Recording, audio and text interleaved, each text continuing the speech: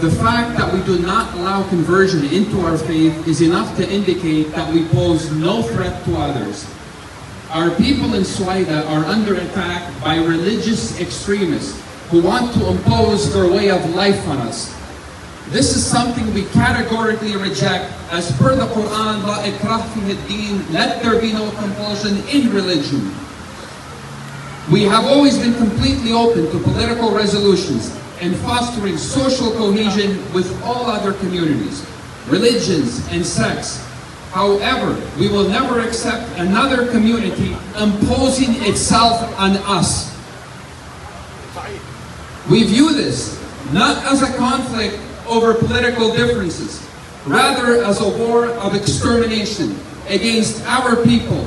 We simply want to be left alone. The Druze have always been loyal to the country that they live in.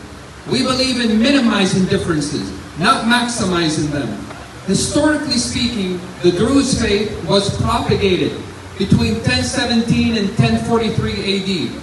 During our 1,000 plus year history, we have lived with and alongside Jews, Christians, and Muslims through good times and bad. However, we have never betrayed any country that ruled over us. So let these hypocritical accusations against the Druze be buried in the sand. The oppression and murder of innocent human beings is not acceptable regardless of race, religion, or color. We ask that the world community be made aware of the atrocities taking place against our people and look to Suaida with their hearts.